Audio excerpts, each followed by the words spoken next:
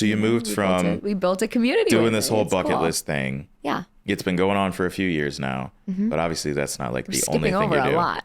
We are skipping over a lot. But a lot. Maybe that's all. I was born, worked at retail, yes. went to Cheesecake Factory, bucket list. Now I'm here. Just spawn. That's it. Just spawn. Yeah. Like a little Minecraft character.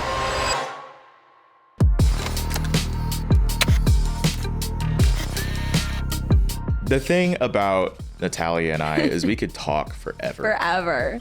We were actually talking for probably about, an hour and a half before this. So this is my degree. And this isn't my degree. Welcome to the show where I give you a backstage pass into the life of a freelancer and full-time content creator. And sometimes I get to hang out with Natalia. Not often because she's always out of town.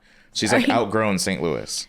No, in my opinion. You're like I doing real big things. Like, and you said, hey, like when I tried to book you for this, you were like, yeah, so I'll be back for like 3 days and then I'm going out again. Yeah. So make sure to like book me in advance. I'm like, okay, let's make it happen. So as you can tell, a hairdresser. That's oddly, that works. Yeah. Or like a... Because like you got, for barbers too, you got to book them like well in advance. Or like your eye doctor appointment. Very odd times. Okay, that is your like optometrist months. Is always like, we have the third Tuesday in January at 11:26 a.m. Yeah, and you're like, what? Yeah, like what do you mean? Like that's the only time slot you have? Yeah, I don't know what it is. Or like dermatologists, I feel like are also like crazy hard to get into. Yes. Crazy hard. Just getting like a doctor's appointment is like really hard. Like I called the other day to try to get just like a routine physical and they were like, so we could book you in January. I'm like, why? That's 2024. Yeah. That's a whole new quarter. Yeah. That's a whole new tax year. Like, are you kidding me? Yeah, no. Who are you? Oh, Who is Natalia? I'm Natalia. Hi, friends. Recently, I don't know, I've been trying to attach myself less to like organizations and people and more to missions. So I think like when you ask me who I am, I'm a community-driven, people-loving chickadee. I don't know. Yeah, that feels accurate. This is so wholesome. What the heck? Thank you. I'm a wholesome person, I would say. I would say you are. I'm a pretty wholesome. I would say you are. Pretty wholesome human. Yeah. You're like real and genuine. Thank you. You're not like the phony energy that some people give off. No. And like, I know you. You've known me since I was what, 16, 17? When did we meet? How far back do we go? Did I meet you at an event? Very shortly after I started working for Bucket List. So I was 17. When was that though? When did I first meet you? Local's Choice. I remember seeing you because you and Hannah had just started dating and you came in wearing matching shirts. We did. We were matching for the Local's Choice Award. I remember that, and you won Best Vlogger. And your reaction, I remember you having your big setup. Yeah, I had to freaking put together the award too. It's like, like assembling it. Yeah, I think if I remember correctly, he handed it to me, but like it was there was the plaque, pieces. And then there was like the base and the plaque. Yeah, it's over there. Best Vlogger. But like I had to like assemble it, and then the guy that was sitting behind me, he saw me struggling, and it happened to be the person that made them. So he was like, no, you got to do it like this. And then he like threw it together. And I'm like, cool. Thank you for humbling me. Never taking it apart. But I was afraid to break it, you know? Rightfully so. Okay, so we met at Local's Choice. Yeah. That was a while ago. It was like 2 years. 2? 2 and some change. 2 years, yeah. 2 and some change. Wow. So was that like your first really big thing with Bucket List? Yeah, that was the first thing I ever did because I started working with them. I remember like a couple weeks prior, I interviewed at the end of July because I was in San Francisco on vacation. San Francisco. Gotta love the Bay. You were in San Francisco. Don't you have a story about how this interview went down?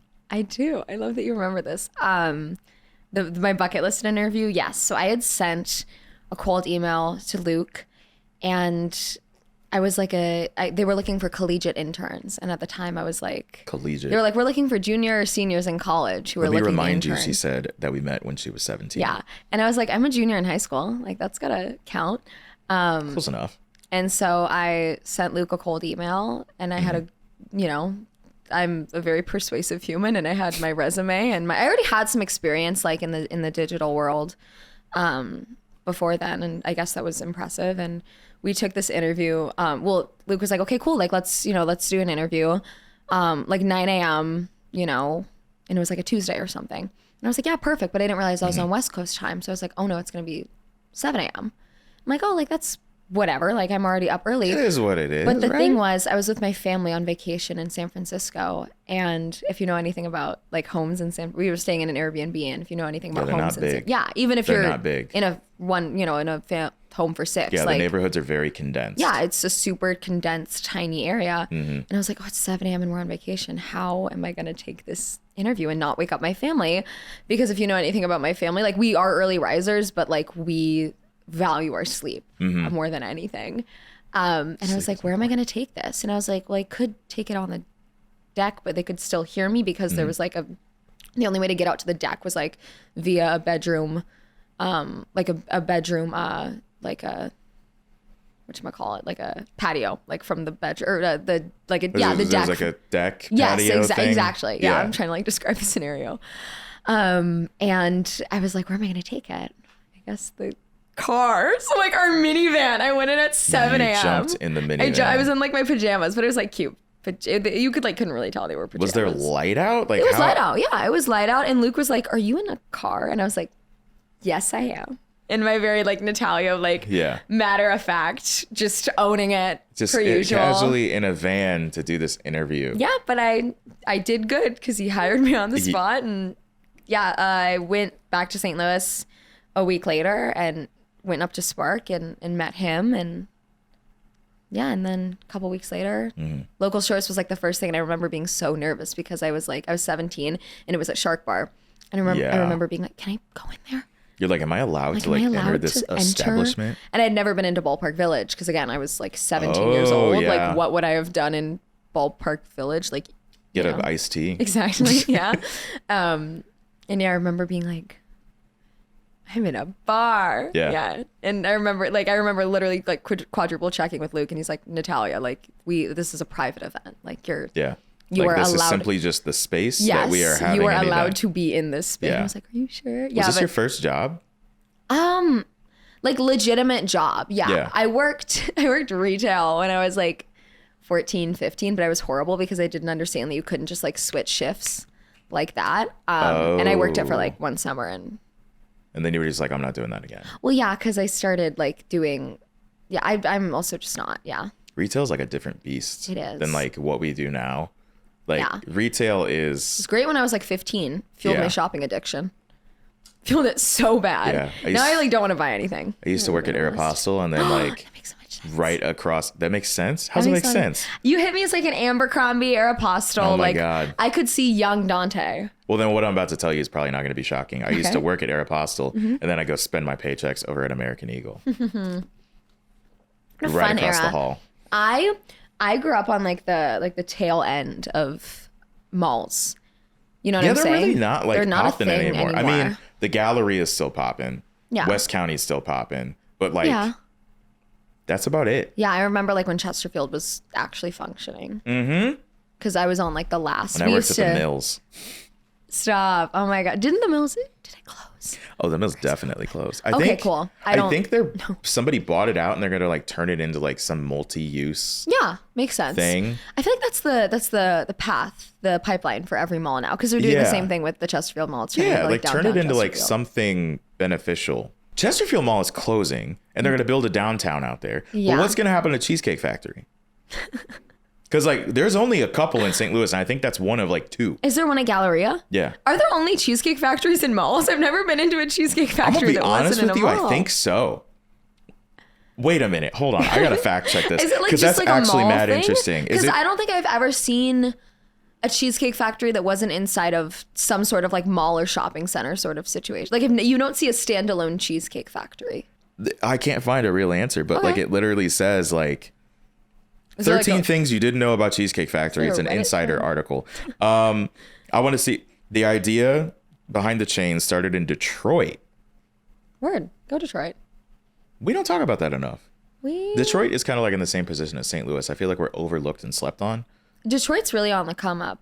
It is. With a lot of what we do at Bucket List, we take a lot of inspiration from like Detroit travel pages because they really do it right in the way that they showcase events. And again, like very similar vibes, I would say, as because it's like from like a general standpoint, they're kind of in the same situation where like they're like going through things and like they have problems, but like the people there are still like cheerleaders for the community. Yeah. And like they really know how to like put a positive spotlight on things. And like that's kind of what we're doing here. Yeah. So it's like we're kind of like, it's like you go like Detroit. We're like sister cities. Yeah. We kind of are. Yeah. You go Detroit. I've never been to Detroit. I feel like I should go. Really? Never been. Whenever I first went there, I'm going to be honest, I didn't even feel like I left St. Louis because it looked so similar. Interesting. Like the layout, not the layout, but like the scenery looks very the same. Okay. The feel looks very the same. They have a riverfront, and General Motors headquarters looks like a supervillain place. No shade to them, but it looks like a supervillain headquarters that you see on like Phineas and Ferb. So you started with Bucket List. Yeah. What was like your first couple months looking like? Like what kind of stuff were you doing? I was an intern at the time, and I was kind of the first additional team member that was added on. And I remember it was just such a fun period. And I mean, my life is still like very fun, but I look back on those times so fondly because it was like, I think Bucket List was at like, 42,000, something of that nature. Oh, wow. That was a while ago. And yeah, and I remember Luke just logging me in and being like, just go, like, do what you want to do. And I'm really grateful that to the account, just go have fun. Exactly. And I'm really grateful that, he gave me all those liberties and freedoms. And it was just kind of like, cool. Like it's like that. All right. Yeah. I'll do my thing. I just did my thing and I did it and, had fun with it. And so you moved from we built a community doing this whole bucket list thing. Yeah. It's been going on for a few years now, but obviously that's not like the only thing you do. Skipping over a lot. We are skipping over a lot. But a lot. Maybe that's all. I was born, worked in retail, yes. Went to Cheesecake Factory, bucket list. Now I'm here. Just spawned. That's it. Just spawned. Yeah. Like a little Minecraft character. What kind of hobbies did you have as a kid? We were, oh my goodness. I haven't been asked this question in such a long time. This is such a wonderful question. No, we gotta see, like, obviously, okay. I love baby Natalia Talia. is very successful in the professional, realm. Like, that is just a fact. But I want to talk about some of the personal stuff. I want to talk about that kind of stuff. Oh like, my goodness. What kind of stuff did you do as a kid? What were your hobbies? When I was a kid, oh my God, I had a really fun childhood. We had parents who were just very encouraging of us to be creative. Okay. My mom was a music teacher and a music professor and a professional violist. Yeah. But she, when she started having kids, ended up becoming our momager, essentially, which, great momager. And my dad, he was like very entrepreneurial, but also like had that very musical and artistic side. Like he can draw better. Like his drawing style reminds me a lot of yours. Like it's really, yeah, he's a wonderfully talented artist. Maybe we should collaborate or something. You should. There's a room downstairs that we just walked right by. That's literally all whiteboards. In the bottom of that little pyramid out there. Yeah. It's all whiteboards. Maybe we could like spend a day in there, just fill it. You should. He would love that. He would love nothing more. And he's a really talented guitarist. So we were encouraged to be super creative growing up. Okay. Like very creative. Our parents we did a lot. Like we were very busy children. Were you a band kid? I was not a band kid. Were you a I was choir just kid? like, yeah, I was An like a opera choir kid? and a music kid. Yeah. Yo. Yes, he knows this. I started like This was not rehearsed, I No, promise. it wasn't. I started classical. You know this about me, but I started classical opera training when I was like 9 and went until I was like 16. I also won't do karaoke because I just don't like. It's not because when I do karaoke, my song is like "Time to Say Goodbye," Conte Partito, and like I do it in Italian and it's amazing. I do a really good. Yeah. Yeah, that's different than like the typical like than, Katy like- Perry that you hear at karaoke places. That's so interesting that you won't do karaoke because like St. Louis is like so big on it. I know, And but I've I won't do it. I like I refuse won't do to it do either. it. I sound like a dying animal. Or like I'll like maybe like I don't know, I'll rap on occasion, like on karaoke. Would you ever drop a mixtape? I Because I know that you spent time in studios. I have. Like, Yeah, okay, with wait, other wait. music Yes, artists. okay, so talking And about let's talk about that. talking about hobbies. So yeah, so we were all required to like play 3 instruments growing up. Like that was my mom's thing. It's like you have to play 3 instruments. So what were your 3? So I argued that like voice was an instrument and she's like, yeah, it is. Yeah.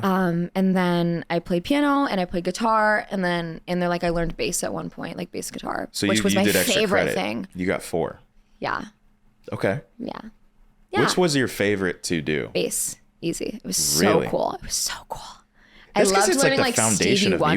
music. Yeah, I loved learning like Stevie Wonder. Oh, yeah. And because there's like some really good bass lines in there, and like some like MJ and Thundercat. When I like got older, like I was obsessed with him. Like I loved like I thought he was so cool, and the fact that I didn't have a 6-string bass, but I would like try and figure out how to play 6-string bass songs. Yeah, That's so cool. Yeah, I didn't know and that. now I don't play anything.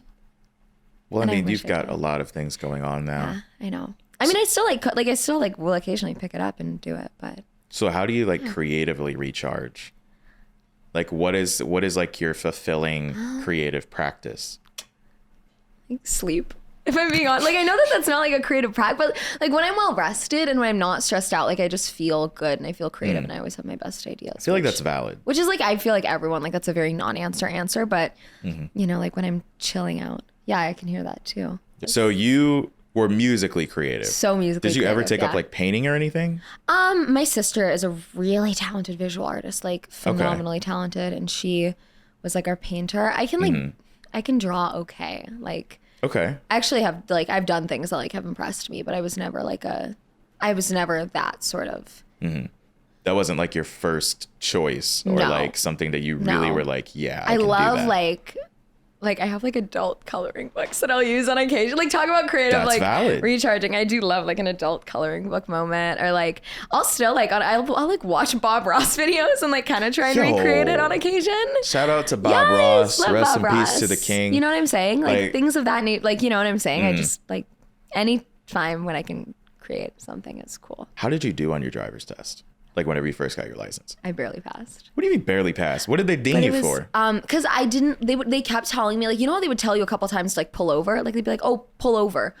Yeah, I never understood that. So I wouldn't signal because I thought they were telling me like you're done, like get out, like you're done. So I would be like yes sir, and I You were pulled like, no. and I pulled over, and they kept knocking me. So like we asked you to pull over twice, and you didn't signal. I was like, I thought you were telling me like you're done, like. You were They were like, well, you even wow. should signal, if we're telling you you're done. I'm like, but I was scared, you guys. Like, you didn't tell me. I didn't realize that was a part of the test. Yeah, because those instructors, they'd be like so cold for what though? And cold to me. And if you can't tell, I mean, even like physically, like I'm sorry, I'm seeing myself in the monitor. I look very warm today. I was about to say, are you cold? No, I I feel feel like it feels pretty comfortable. temperature is perfection in here. But like, Love it. okay, so you got dinged for pulling over without a signal. Yeah. Was there anything else? I'm really good at parallel parking now, but it's because I've had so much practice, and so I messed up all the parallel parking. Like That I just happens. it was horrible. There's a lot Now of people I'm that don't know how. Now I am a killer like I couldn't parallel park with my eyes closed. I'm really good at it. It's But like it took me a once lot you- of practice. Once you do it, Yeah. it's just like muscle memory. Yeah, yeah. But like a lot of people, they don't have to do it. Yeah, so they don't. And like, especially here in St. Louis, like there's not a lot of places that you have to parallel park. Yeah. Like in the city, yeah, but like out in the county, not really. No. That's just I all don't do parking any lots. parallel parking out in the county. Yeah, but Yeah. all my parallel parking is done here in the city, and now I'm great at it. But yeah, it took me a. Not to brag, hot minute. but I got a perfect score on That the doesn't shock parallel me. parking, Doesn't shock. except for the fact that when I was pulling back on the roadway, I didn't use my turn signal. And that was the thing that I got. I think I got like a 93 because of that. That one thing. Yeah. Oh, and I couldn't locate the defroster in the car because They always ask you to locate like the most random things, Right? Like the most like things that I don't. yeah, they're like, yeah, I want you to pull up your gas mileage from the past 30 days and export a PDF for me. Like sorry, spreadsheet. I wasn't prepared for that. No, like that was the one thing that really did it. Because I was driving my grandma's car for the And you can driver's also test. just Google nowadays. Like I feel like the driver's test, like things like that, are not accurate anymore. Because Are we supposed to like renew that every now and then? your driver's test? Yeah. I don't think so. I feel like we should do that. I think legally, I do think we should, especially like being from St. Louis. I think we all, have Oh, thoughts yeah. and opinions on the driving Like, that's done people- here. The potholes are not the only reason that driving here sucks. No. Okay. And I also think that like once, people reach a certain age, I don't think that, I don't know if we should allow I think that's on the valid. road. Yeah. I think that's a very valid take because you're meaning to tell me that throughout someone's entire life, they have the same like cognitive ability, the same reflexes, the same everything from when they were 16. I agree. Like even now, I'd be like, okay, if somebody said like, all right, you need to retake your driver's test, I'd be Yeah. like, okay, I'd be down. I'm an ace at this time. Are you kidding me? I know exactly what I'm doing. Yeah. Those potholes are more like studio apartments out there. You could like buy a timeshare on these streets. You could. I feel like every time I go over one, like they just kind of like eject me. Like I Right? feel like I'm gonna like jump out of my seat. It like changes the radio station. Especially here on Kings Highway. Even Kings like, Highway is like the worst in St. Louis. There's one, whenever you turn like left out of here, don't go into that far right lane because there's actually the Grand Canyon version 2, and that will fuck up your car. yeah. I promise you. I've watched Like, people cars here on this road on Kings. No, we're not on Kings Highway. Like we're not directly. We're off of it. I like to drive down Euclid though, because it's a vibe. I love Euclid. It's a vibe. It's beautiful. It's like, It's awesome. especially like during the day, it's like one vibe, and then at night it goes into like a whole different scene. I Like love you see people sitting Lindell, out, too. enjoying dinner, like especially this time of year.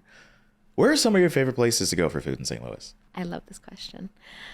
It's no secret that like Wright's Tavern is my spot. Like no secret. I'm there probably more than my own house. I just love Jeez. it. It's the best. That's an exaggeration, but Well then, okay. What would you recommend somebody get from there? the halibut is just incredible. My go-to is always the vodka pasta. I'm getting hungry. The vodka pasta is just like amazing. I've literally everything. It's a small menu, but it's like quality over quality. Not a Cheesecake Factory menu. Not a Cheesecake Factory menu. Not a journal.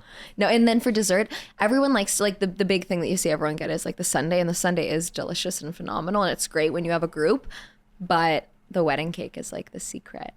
It's not a secret, but it's like They just casually have wedding cake. It's really good. It's phenomenal. Like wedding cake. Yeah, they get it from a bakery in Webster Groves that I'm blanking on the name of, but it's phenomenal. Okay, well then it is so good. That's where I'm gonna have to go. Like for yeah, dinner like I know tonight. the cake that I want at my wedding. Now I just need to like find the guy.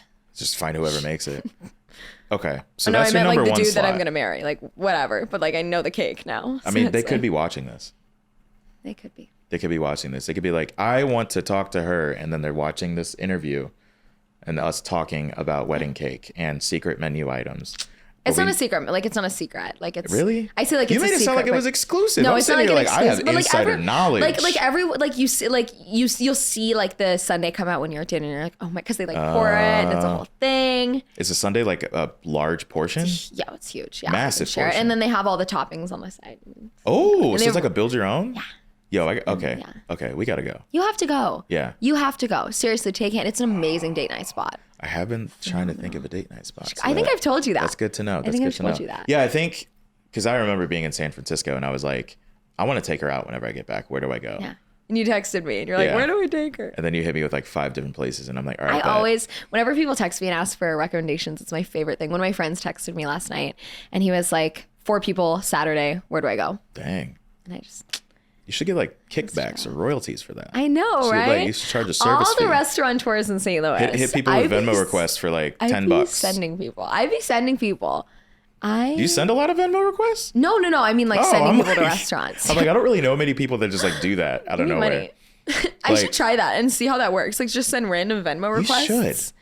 I don't know. I feel like that could be a little like side hustle You should. scam. I received one the other day from like somebody that I hadn't spoken to in much quite a was it while. for? It was for like $5. Oh, But I'm like, that's chill. Yeah. I'm like, I might like do like, that. I don't even know you anymore. If I'm feeling good, like I might just fulfill someone's $5 Venmo request. Like be like, Don't put that out there. be blessed. Okay, so the way that you shoot your shot is to do a Venmo request. No. Well, you can Venmo request people. I'll Venmo request people. Decline theirs and then Venmo Venmo request request them. back. You're onto something. We're in Venmo economy. Venmo economy. Ugh. I don't know. That's fun. Venmo. Where'd you Cash- meet your husband? On Venmo. On Venmo. Yo, that would be the craziest story though. That's funny. I don't yeah. know anyone that could, like, no one that's We even met on really close to Venmo. saying that. Venmo's We met weird. on I Venmo. don't want people to see my transactions. I don't know. Oh yeah, I hide them. I Yeah. always like make sure it's like set to only Even- me. yeah, even Sometimes if if I'm- I'm like, I want people to know what I'm doing, I'll put it on friends only. Okay. But like, I don't understand how the friend system works on Venmo, Me neither. because like some of the people I just have their phone number from like college or something. Yeah. And I'll be like, what is this guy up to? Like, why is he popping up on my freaking thing? I don't get it. Yeah. I don't know. Like, is there an algorithm for that? Can you become a Venmo influencer? These are all important Venmo- questions. Because I feel like Cash App they don't necessarily do influencer programs, but I know they do a lot of like celebrity activations. They do a lot. A lot. Cash so. App just be out here. Yeah. I like Cash App. I like Cash App. I don't use it enough though. Me neither. I love that you don't need a bank account to have Cash App. That's and then like really, some people like, can like get paid through Cash App, and that's like acts as their bank account. That's kind of cool. I love that. I love it. And like the rewards at places. Because like everywhere has Square, so they're like, oh well, since you use this, we'll give you your rewards points. You don't have to enter in anything. You don't have to like type in info. I did that when I got the coffee this morning. Innovation that excites. That's Nissan. Yeah. What? I use that for anything I like. Innovation that excites. But Nissan, I'll be honest, Nissan, you've fallen off. You got kind of boring. I'm sorry. You were on top about 12 years ago. You don't like a good Altima? Altimas are threatening. If I see an Altima, I immediately go into fight or flight. If I see any Nissan with Illinois plates driving down Kings Highway. Dang. Specifically with Illinois plates, what happened? There's something about a man or like a Challenger with, or a Chevy Malibu with. It's always the Malibus that have the like hole in the bumper on the front driver's side. Yeah. It's always on and it's on like the side. The bumper doesn't match the car. Yeah. Never. That's when you know. That's and Illinois plates. I don't know what it is, but like anytime I see Illinois plates in the city, I'm like, something ain't right here. Well, I was in Edwardsville yesterday, and I was talking to someone about it, and they were like, "Oh, well," and they were someone from like Edwardsville from Illinois, and they're like, "Oh, well, when we see Missouri plates, like we're like, So it's interesting to see how like when we see Illinois plates, we're like, is there a rivalry going on here? Is there? Maybe. It could be. Illinois versus We're just Missouri. like silently judging each other. But it's like, I feel like in Illinois, they just be like cruising down highways and stuff. Here, like you deal with a lot of traffic. There's not that much traffic. I mean, like compared to there. Relatively compared to like, Yeah, but no, it's nothing compared to like, you know, the coast. Like that's real traffic. More like a parking lot. I think Atlanta has really, really, really, really, really bad traffic. Never been to Atlanta. Really? I feel like I should. I've been there only a handful of times. I feel like I would like it. Where are some of your favorite places you've been to? Because like you've been on the move a lot lately. I have. And it's been all over the place. You've been to like New York. You were out in Arizona recently. Yeah. You went to Cali last year. Yeah. I feel like that was it that long ago? It felt like this year. Yeah, it was a year ago. I was in Yosemite and my sister and I. What the heck? We did and then you're going to Canada soon. Yeah, so Tuesday. Wednesday. Wednesday. Yeah, that's the trip that I had to make sure to book her before. I'm going back to the motherland, the homeland. You're from Canada? Born here, raised like half and half. Okay, so you're like a hybrid. Yeah. You're like a American all of our Canadian. families in Canada. Yeah. Like I kind of consider Canada home because it's like where all the family is. You know, but like St. Louis is home because it's where I technically spent like more time. I mean, technically both could be home. Yeah, I love. Home, I feel like is a feeling, not a place. Home's a feeling. I know that sounds really fucking cheesy. But I'm really excited. We're flying into Calgary, doing a couple days in Calgary, visiting family, doing Banff and Jasper. Just Banff actually this time. Yeah, I think we're just doing Banff, which I'm jealous. It is really. I'm jealous. It's just as amazing as it looks. Like when you see like the reels of like Lake Louise, and I promise you, it is just as phenomenal. Because didn't you go last year? I haven't been. I don't think in 2 years because tried to go in March, but we got our flight canceled out of Denver because my dad and I were in Denver for a couple of days, and then we were going to fly up to Canada just for a couple of days and visit family. But then that flight got canceled, and by the time we went to rebook, they're like, "We can send you to Las Vegas, and then Vegas to Vancouver, and then Vancouver to Edmonton." And we're like, "No." That sounds awful. Yeah, it was not fun. I'm sure it was like different planes too. Yeah, and we're like, that's horrendous. Yeah. So I'm excited. So I haven't. I want to say I haven't been back in probably a year and a half, 2 years. But I'm very excited to go back and enjoy and spend time with family, and I'm really excited. Do you have other trips planned outside of that? In like the next year? Trying to do something tropical, like in December. I really want to go to Miami. I've never been to Miami. Really? I've never been to Miami. I've been to a bunch of like random places in America, but like people are like, "Oh, Miami." I'm like, we weren't big beach people. We were mountain people. And whenever we would get the chance, we wouldn't like go on a beach vacation. We go back to Canada. I would do mountains over beach personally. Yeah, but I don't know. It's just, I don't know. The beach has just been like, it's cool. Yeah. But like, and then there's water, and it's like, yeah, that's so totally tubular groovy. But like, totally tubular. I don't know. Just something about it. It just never really fazed me. Yeah. People are like, yeah, I like to go lay out on the beach and like just enjoy it. I'm like, I could lay in my backyard. I get it. You know? Yeah, but there's something like I But feel with like mountains, it's like, I'm going to go climb this mountain and see the wildlife. Yeah. Like, I also love the desert.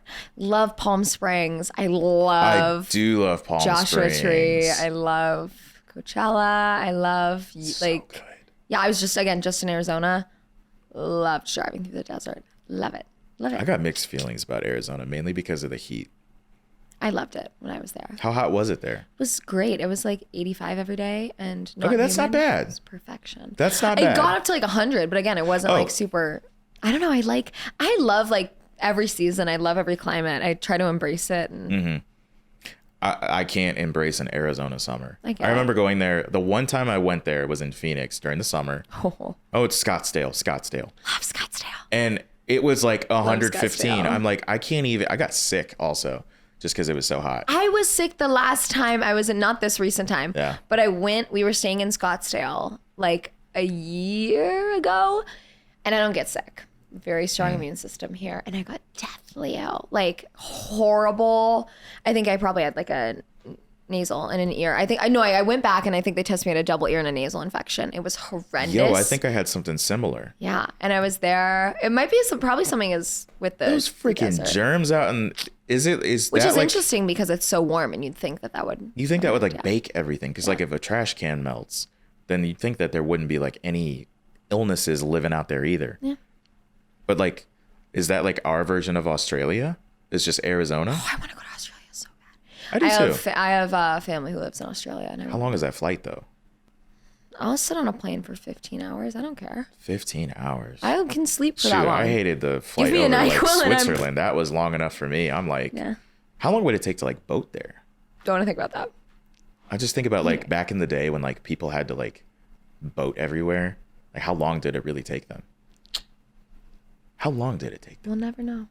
We won't because they are long gone. Yeah. But we just recently celebrated Indigenous Peoples Day. Yes, we did. I don't know who Columbus is, but we don't know him here. We just like We will just talk. We'll talk and we'll talk. we will because we've recorded several podcasts previously. This is our third. Oh my gosh, I didn't say that. This is our third time recording this. Yes. First of all, I'm really proud of you. It's great to see you in this new space. Because Thanks. I've seen like every iteration of Oh my gosh. the you Dante have. Studios. You have. As whenever it was like the small office at Spark, then it went to the bigger office at Spark. Now we're in a this whole new huge space. Yeah, it's wonderful. I mean, I have, studio mates now, but still like we're all doing cool stuff. Yeah, and I remember like seeing the progression of this podcast has been cool, and it's Oh my actually gosh. happening because we recorded the first episode in March. I remember it was March It was in March. because I just got back from some trip that I was on, and I remember coming back and being like, "Okay, I'm here. Let's record it." Yeah, and then we wait, did- recorded it in March, and it just like wasn't great, and we're like, "Let's re-record," and then we Yeah. re-recorded it in June, Yeah. and then And then it just like never came out. and then Dante I still decided have to the footage. redo It's the just podcast. sitting on a hard drive. But Fun fact: I've worn the same outfit every single time we've recorded. we have like really grown just in the past even like 6 months. Crazy. Just this year. Yeah. It's kind of crazy to see like the progression. Oh my, it's amazing. I have loved growing up. It's been really, Yeah. I love where I'm at. I so have loved like the process of growing up. And I've loved every single phase of my life. And I'm really, How would you describe the phase that you're in right now? I have experienced a lot over the past 2 years. Like it's been a lot of my dad is like a data analyst. Also big themes that you'll hear. My parents are like just big with me. You're very family oriented. Very family oriented, like wickedly Close family. with family. Yeah. You see them in Canada. Yes. Well, like immediate family, we're real tight knit. Yeah. And my dad was always like, everything is data. Because he's like a data analyst. And he's like, like he always said that growing up. He's like, everything is data, everything is data, everything is data. And when I was younger, I was like, yeah, everything's data for you. Because that's how, you make your money. That's how you have to see things. Exactly. But as I've gotten older, like I've literally realized that every single interaction, every single text message, every single feeling that I have is a data point. And I've spent the past 2 years like collecting all this data and experiencing all these new things and learning. And I feel like recently it's been a lot of processing, like actually processing the things that I've experienced over the past 2 years. And I'm very in tune with my gut, and I've always known the way I've felt about situations, and because that is like just a big part of growing up is like literally experiencing as much as you can Yeah. in a short amount of time and figuring out what you do and don't like. Yeah, that's like especially around like the late teens, early 20s. That's what happens is like you really get to experience things as an adult. Yeah. And that's whenever you can really like settle into like the things that you want to do, figure out who you are. Yeah. Like that's how I was in college. It's like I wasn't always an extrovert. I used to be like more introverted. Yeah. But then, you know, whenever you get out into the world, you kind of have to be a little more outgoing and like do things for yourself. So it's cool. Yeah.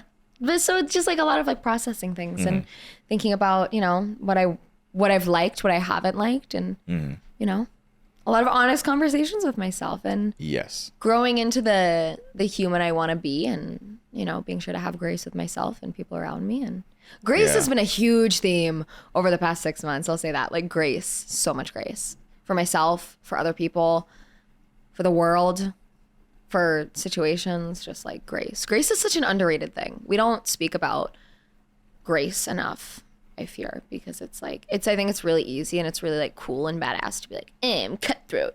I don't care. Like you mess up once, you're out of here. Like very like, I don't know, like I think of like Gordon Ramsay and I think of like a lack of grace, but grace is so like, I appreciate it, you know, every day. Like I'm grateful for people who have grace with me. I, you know, try and give grace to others and it's like you have to understand that like people are people and like no matter what industry you're in, you're dealing with people. Yeah.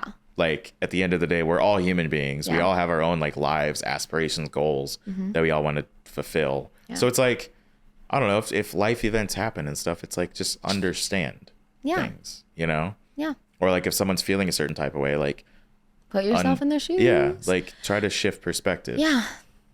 Yeah. That's a huge part of growth. A lot of people, even with a higher age number, have still not gone through. Yeah. Yeah. It's very easy to like immediately be like, oh my God, you're done. Like, and as humans, like I think we want to do that. You know what I'm saying? Because that does come down to like a survival instinct, you know, of like, you mess up, you're out. Yeah. It's like immediately you put a wall up and you're like, all right, that's not going to happen again. Like, because I'm cutting you out. But like, you gotta, it's deeper than that. Exactly. Like, it's not just like, that's what makes us human is our ability to like, like discern these things and like dissect them and understand them. And have that. Yeah.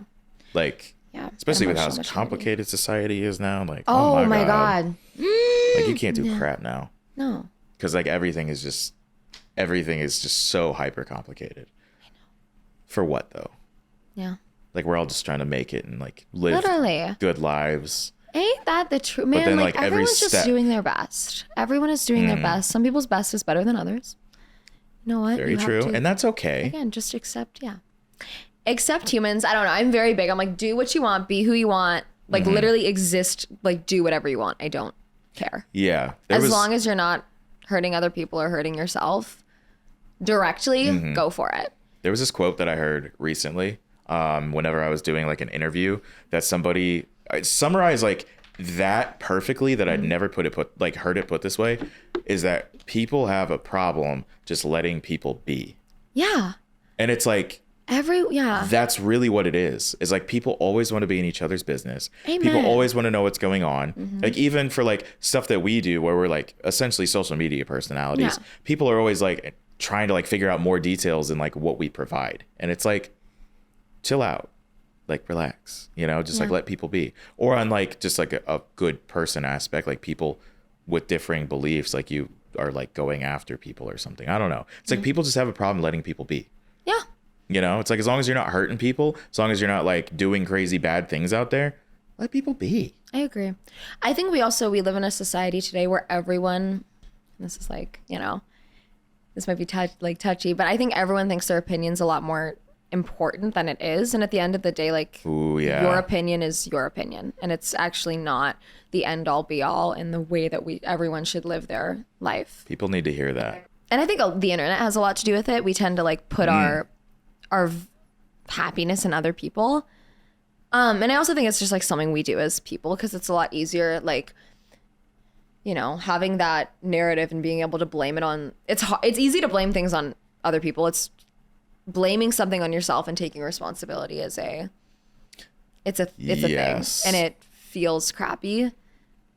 but it's also really powerful because then you realize that like I always say, I remember I was speaking at a conference and someone was like, oh, what do you wish? And it was on this like panel of wonderful women who I was like honored to be surrounded by. And I was like 18. I was like, what am I, like, major imposter syndrome moment. And I remember them asking me and being like, what advice do you have for like women in business or like women? Or it was like a very big question. And I was like, and I said the first thing that came to mind. And I was like, no one is coming to save you. And everyone was like, and I was like, yeah, no one's coming to save you. No one is coming to save you. No one's coming to save you. And that's a really scary thing, but it's also a really powerful thing because it's like no one's coming to say, okay, so only I can save myself. So everything that I experience and everything that I create and I do, like, not that you should be, you know, in your, like, you should just be in your own bubble and not allow, you know, not give flowers where they're due and not appreciate other people. But like at the end of the day, like, it's just you. It's just you in this life. Yeah. But people need to remember that. It's like, if you want things to be done. There's a fly that's flying around you and it's stressing me out. I kind of saw it, like, there's a whole fly. Yeah. That's annoying. But yeah, people need to understand that, like, you know, if you want to make stuff happen or you want to see results, you got to do it. It's just you. You have to do it. And again, you can't. I mean, of course you can rely on some people. But like, oh my God, where did it come from? Yeah, but like, see flying around. Do we need to destroy it? Should be. This reminds me of that. There was this episode of Breaking Bad where there was like literally for a whole episode there was a fly, and it's flying right around your. Ooh, I heard it. It's right there. It's right there. Where? Oh, I've got an eye on it. Where is it? I'm gonna smack it. Here, I'm just ready. I'm ready. Whenever it wants to show its face, I will. You're ready. I will hit it with this book. What's the book? I have books like Hold Your Comments from the popular YouTube channel Cut. There's actually a funny story behind this book. I know this is completely off topic, but like whenever I bought this book, they essentially Cut is this YouTube channel where like they do a lot of different videos that are like topics that aren't as spoken about as openly. Okay. Where it's like, give me an example. Some people will talk about like, they have series that are fun and like whimsical that are like Truth or Drink, where like they put two like a blind date together essentially. Okay. And like they have cards that you have to ask the other person, or you take a shot or take a drink or whatever. Yes, yeah, I've seen these. Yeah. That's them. Okay, but they also have ones where it's like Keep It 100, where it's like they get 100 people and they ask like a set of questions and they like show all their answers. Like, what do you think love is? Or like, tell me about a time that somebody let you down or hurt you or something. Yeah. It's like things that talk about the human experience. But this book is like an amalgamation of comments from certain videos.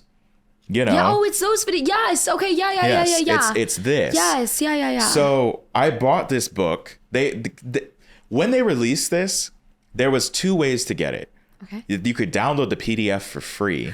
But I'm like, fuck that. Yeah. I'm buying the book. Yeah. Because I want to have this like on my coffee table. Plus, I want to see it. I love a handheld book. Yes. Like there's something different about holding a book. I can't do a Kindle. I can't do I listen to audiobooks pretty often, but that is kind of like the thing now. But this book, podcast, they actually reached out to me because I bought this book, because apparently I was one of literally a handful of people, like single digit numbers, that bought the book.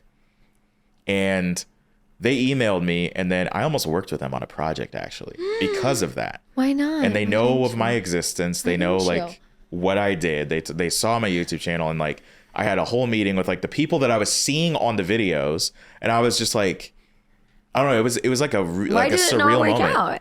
Because ultimately they chose bigger cities for this project. Like it was during Black Lives Matter when it was like really like top of mind. Yeah. And they were wanting to work with people of color that are film directors that could, produce an episode. So I pitched the idea of St. Louis because they were like, we have other cities that we want to do this in, but like we're definitely open to hearing this out. So they set up the meeting, we talked about it, and I think they went with one that was like in the Northeast. Then they went with somebody that was down south, and one other place that I can't remember. I find it interesting that they didn't choose to go with St. Louis. Because we have such a really, there's a lot of history there. Yeah.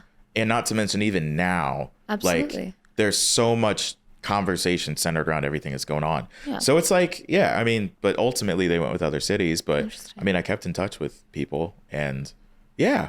So that's the story of the Cut book and why, to me, it holds a lot of significance. My other book down here is just, it's this, The Menswear Dog. And it's literally a bunch of, you little, you can read it later. Ooh, I want to smack it so bad. Because I know that's going to be so satisfying. But the Menswear Dog, I picked this up at Target impulsively, but it's literally like a dog with style tips. That's adorable. It's literally a dog with style cute. tips. So I like it. Loves it. Doesn't hold as much value as, or sentimental value as the other one. But Sometimes that's the we story just need behind the book. tchotchkes. You need like, You need a good tchotchke. we have a bookcase. Sometimes you need good books. You need good books. Yeah. And you told me about a book that I already forgot the name of. Yes, Art of Seduction. At the beginning of this podcast. Art of Seduction. We were talking about God. seductive archetypes. And It's been 56 minutes. I feel like, should we record that again? Because I feel like we didn't do anything. We talked about We talked about a lot at Cheesecake Factory. We keep doing this. Just come back. Can we actually record? Just come I feel back. like we got like good shit, but We did get a lot of. Okay. I feel like. We- Should we set a timer of literally 40 minutes? And just because what time is it right now? I mean, it's 1:53. I can push back my next thing if you want to set a timer. Do you want to for 40? Because I feel like that, again, we keep doing this thing where we talk and it's not like, I feel like I have things to say, Dante. And What would you like to say? I start to say them. Okay, but fine. then Let's start talking about the things. Let's use the bathroom. It's also. I don't really want to talk about the bathroom, but we can. No, I'm saying I have to use the bathroom. Okay, well, Natalia is going to use the bathroom. We're going to take a bathroom break. It's once you reach the staircases to the right, I feel like we always to the let right, this to the happen. far right. Like, that's So what we'll do is we will break right here. We'll get a message from the sponsor, and we'll resume the episode. This is just going to be a really long one. The episode is concluding here. So what we're going to do is save the rest of Natalia's episode for a later date because we proceed to record for yet another hour because, like I said in the beginning, we literally can talk forever. So instead of keeping this at like a 2.5 hour podcast, we'll save the rest for later, where we talk about things that happen in St. Louis. We talk about like the things about what we do and it just way more in detail. And it's going to be a super interesting listen because she talks about her experiences, which are so fascinating because she's only 19, yet she's done so freaking much. So shout out to Natalia. Shout out to also the YouTube upload for this week, where I talk about a little bit more into the details of my car getting stolen, but also show what it's like renting an EV, which is something I never thought I would do. I was in a Tesla for about a week and a half, and I learned a lot. It was an eye-opening experience, but I'm going to let the video do the talking because there's so much that goes into it. I visit all the superchargers. I go crazy with it. So show notes below, description on YouTube. Be sure to check that stuff out and just follow along on all platforms. Like, there's content you don't want to miss. So thank you for tuning into this episode. Thank you for supporting the show, and I will see you guys in the next one. That's a very YouTube outro. I don't know how I feel about that, but I think I'm just gonna wrap up. Peace.